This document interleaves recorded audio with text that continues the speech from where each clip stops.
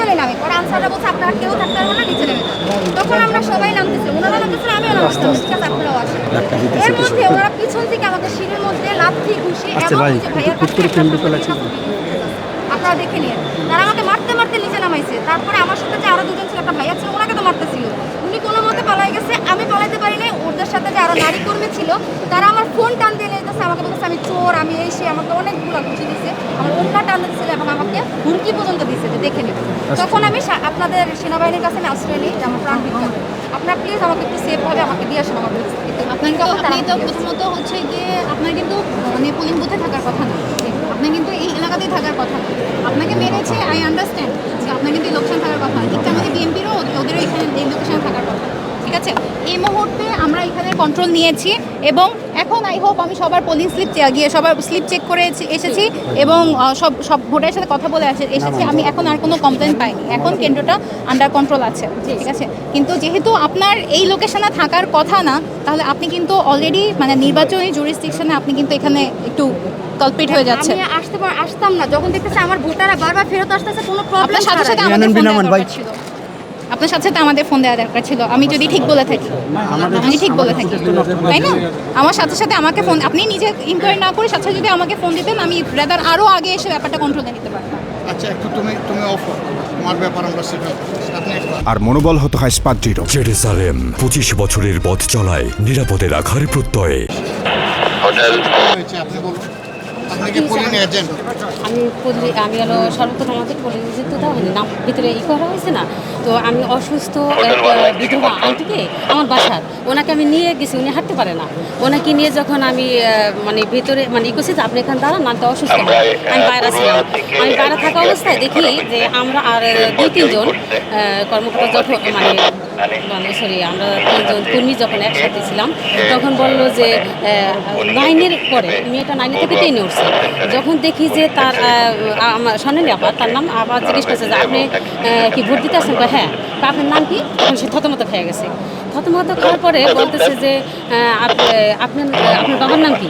আচ্ছা, তখন বলে সংক্ষেপ করলে মনে হয় ভালো হয়। আপনি ভুক্তভোগী আমি বুঝতে পারছি, কিন্তু মানে তখন সে আমাকে না হিসেবে গিয়েছেন। আমি তো ভোটের জন্য গিয়েছি, ভোট দেওয়ার জন্য। আপনি ভোট দেওয়ার জন্য গিয়েছেন? আচ্ছা, ঠিক আছে। তখন আর কি ওই মানে ওই যে অসুস্থ যে আন্টি, সে দাঁড়াইতে পারে না, আমি আবার এই সাইডে বাইরে আয়সা করা দিচ্ছি। এই মুহূর্তে ওই যে 9 থেকে 10-এ উঠছে মেয়েটা, যখন আমরা ভোটারই দেখছি, তখন তাদের লোক আইসা আমাকে মনে করেন পারলে ধরে মারে, এরকম পরিস্থিতি করছে।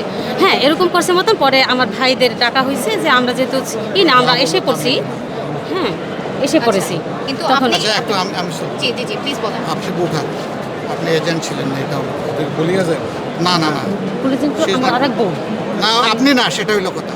আপনি তো বললেন এজেন্ট, আপনি হচ্ছেন ভোটার, আপনি নিজের ভোট দিতে গেছেন এবং আরেকজনকে অ্যাসিস্ট করতে লাগছিলেন, এই তো। এখানে আপনাকে তারা ঝামেলা করছে, কথা এতটুকু বাস হচ্ছে। এখন হতে পারে, কিন্তু গায়ে হাত তুলবে কেন? অবশ্যই গায়ে হাত গায়ে তো তোলা হাত তুলতে পারে না। গায়ে হাত তোলা উচিত। এবং কেউ তো আইন নিজের হাতে তুলে নিতে পারবে। অবশ্যই পারে। আমার যদি কোনো কনসার্ন থাকে, আমি অ্যাপ্রোপ্রিয়েট অথরিটিকে ইনফর্ম করব। I may be guilty also. আমি ইনফর্ম করার লোকটাও গিল্টি হইতে পারে, আবার আমি ইনোসেন্ট হইতে পারি, কিন্তু আমি তো সলভ করার কেউ না, ঠিক আছে? এখন আপনারা কি মনে করেন যে এখানে কোনো কালপিট নাই?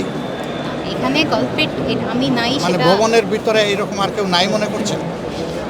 এই ব্যাপারে তো আমি বলতে পারবো না। এখানে পোলিং অফিসার আছেন, এখানে রিটার্নিং অফিসার আছেন, এখানে অ্যাসিস্ট্যান্ট রিটার্নিং অফিসার আছেন, তারা সবাই যদি ভয়ে না বলে, করছে। তারা যদি ভয়ে না বলে, সবাই এরা যদি এখানে থাকে এবং পরবর্তী পর্যায়ে ধরেন যদি তারা আবার কেওয়াস ক্রিয়েট করে, আপনার যদি আমাদের উপর বিশ্বাস না থেকে থাকে না বা না আমাদের আপনার উপর না, হ্যাঁ মানে আমি আমরা বলতেছি কিন্তু যে আপনাদের মেকানিজমে আপনাদের কাছে সেই অবশ্যই ইনফরমেশনটা আছে কিনা? সেই আপনি বিশ্বাস এখানে করি 100 বার। আমি এই লোকেশনে আসার আগে আমার কাছে মিনিমাম 30টা ফোন এসেছে, যদিও আমার 2টা পেট্রোল এখানে ছিল।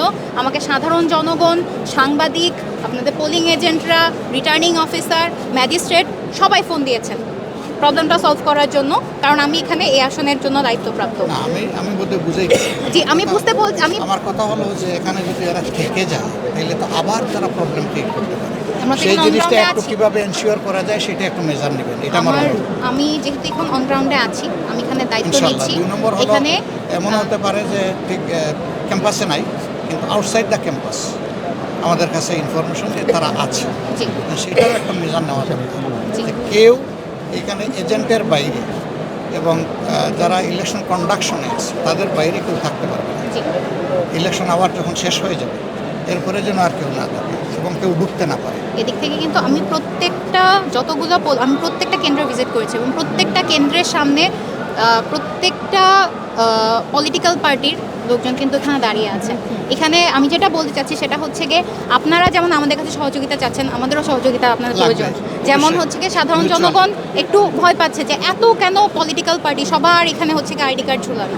তো জিনিসটা হচ্ছে গিয়ে যে আমরা চেষ্টা করছি আমাদের এন্ড থেকে ভেতরে গিয়ে বাইরে থেকে মানে হচ্ছে গিয়ে রিপ্রেজেন্টিং অফিসারের সাথে কথা বলে এই প্রবলেমটা সলভ করার। তো আপনার এন্ড থেকে আপনি যদি কাইন্ডলি আপনাদের জি জি জি প্লিজ এই জিনিসটা যদি আপনি একজন লোক ওখানে না থাকে, জি। আমার লোক আর এজেন্ট থাকবে, এই তো এজেন্টের বাইরে আর কারো থাকার কথা না। আর আমার পাস আছে, আমি যাইতে পারি দেখার জন্য। আমার প্রধান চিফ এজেন্ট যে সে যাইতে পারে, আর বাইরে কেউ ঢুকতে পারে না। বাইরের দিকটাও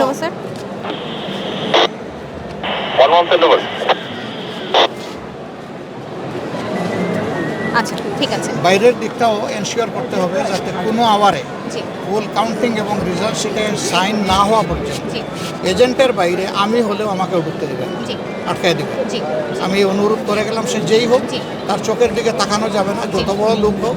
জি। আমরা এইটুকু চাই যে আপনারা এটা এনশিওর করেন। অবশ্যই আর আমার দিক থেকে আমি বলে যাচ্ছি আমাদের কেউ ঢুকবে না, জি আমাদের শুধু এজেন্ট থাকবে ভিতরে, এর বাইরে Thank you. ইলেকশন আবার যখন শেষ হয়ে যাবে আর কেউ ঢুকবে না। জি থ্যাংক ইউ কোনো ভোটারও এখানে থাকতে পারবে না। Thank you. সে যদি বলে যে আমি ভোটার, তাও থাকতে পারবে না, অবশ্যই কারণ ভোটারের এখানে থাকার কথা না। এটা সকলের ক্ষেত্রে যদি এনশিওর করেন তাহলে অ্যাটমসফিয়ারটা ভালো হয়ে যাবে। থ্যাংক ইউ আমরা আমাদের সর্বোচ্চ চেষ্টা করছি এবং এই মুহূর্তে এই কেন্দ্রটা আমার কন্ট্রোলে। আই হোপ আর কোনো প্রবলেম হবে না। Thank you. জি থ্যাংক ইউ